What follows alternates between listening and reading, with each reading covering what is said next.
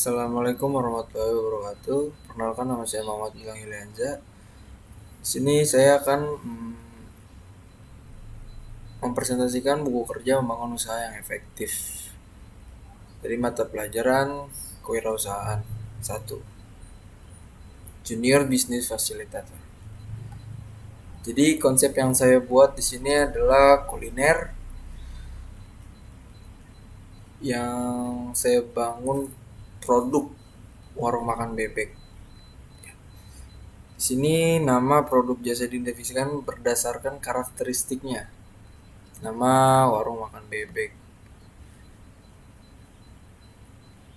Indikator kedua ada deskripsi apa saja sih produk yang saya buat di sini. Di sini saya bebek dan minuman. Ya mungkin baru ini saja ya yang ada di ide saya karena ini saya baru membuka usaha yang baru. Bentuk paket penjualan. Indikator yang ketiga ini ada bentuk paket penjualan. Bentuk paket penjualan ini satuan karena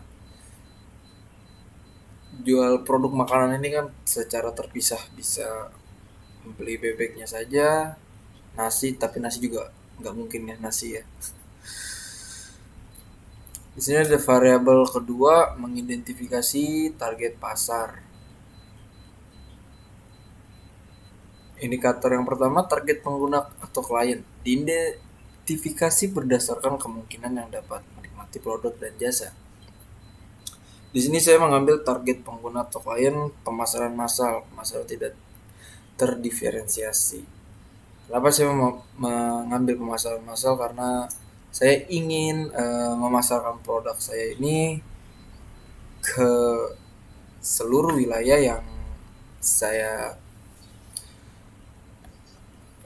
yang saya inginkan gitu. Indikator kedua ada target lokasi pemasaran. Target lokasi pemasaran saya di distrik. Kenapa di distrik? Karena saya baru membuka satu cabang dan ini juga pusat. Jadi bentuknya franchise kayak ruko kayak gitu. Variabel ketiga ada identifikasi alasan mengembangkan produk. Indikator pertama ada kesenjangan produk atau jasa diidentifikasi berdasarkan hasil survei dan analisa. Jadi kesenjangan saya itu pasokan, ya karena saya kan membuka usaha warung bebek, jadi ya saya harus menambah pasokan bebek yang banyak dan juga harga yang bisa terjangkau. Sama kualitas, karena kualitas di sini penting ya bagi produk makanan, karena produk makanan itu harus menjual kualitas juga. Indikator kedua ada peluang pasar. Identifikasi berdasarkan hasil survei dan analisa. Di sini saya ambil peluang pasar adalah penetrasi pasar dan pengembangan pasar. Kenapa saya mengambil penetrasi pasar? Karena menjual lebih banyak produk di pasar yang ada. Ya karena di pasar saya ini saya berada di jalan strategis dan agak pinggir jalan juga sih ya. Jadi ya deket jalan raya, jadi pasarnya bisa siapapun bisa datang ke tempat saya. Pengembangan pasar, menjual produk yang ada di pasar baru. Jadi saya nanti bakal mengembangkan produk pasar di baru seperti jual online.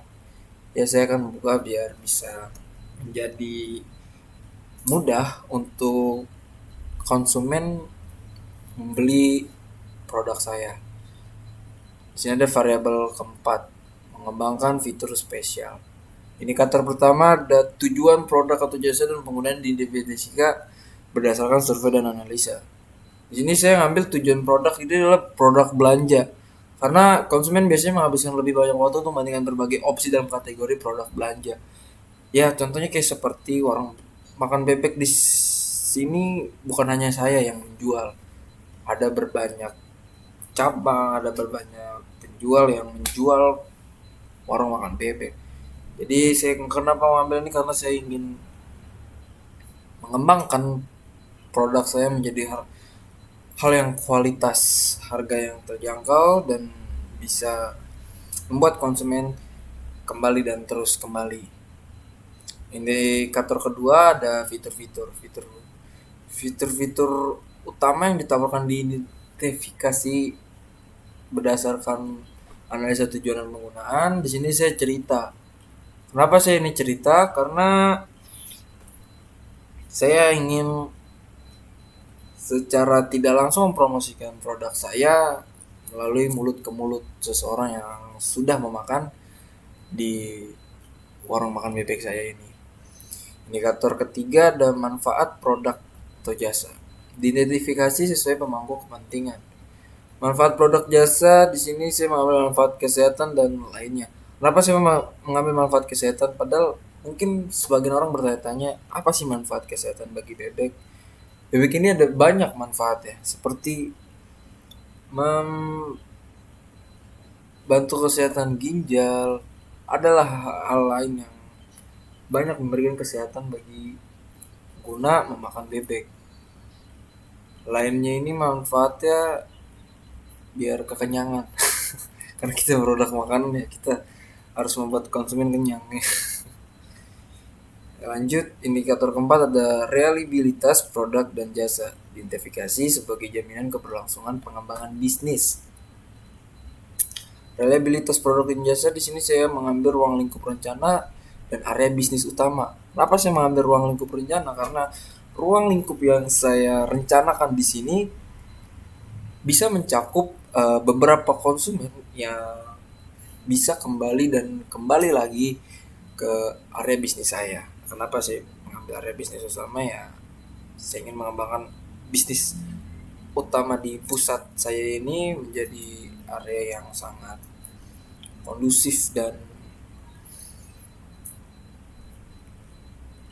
signifikan bagi konsumen yang memakannya. Dan terakhir ada variabel mengembangkan tim manajemen. Indikator pertama, personal branding tim konsultan. Diidentifikasi berdasarkan portofolionya. Di sini saya personal branding tim konsultan mengambil sertifikat dan pengakuan masyarakat. Kenapa saya mengambil sertifikat? Karena saya sendiri nanti bakal mengajukan sertifikat buat saya bisa berjualan dengan label yang sudah ternama dan jelas gitu. Kenapa pengakuan masyarakat ya? Karena itu tadi, masyarakat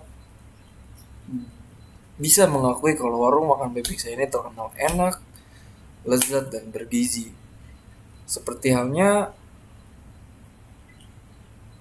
pengakuan yang terhadap masyarakat itu sendiri, warung makan saya ini bisa mengembangkan produk lebih tingkat lagi. Indikator kedua dari mengembangkan tim manajemen ada kualifikasi tim. Identifikasi sesuai kerangka kualifikasi nasional.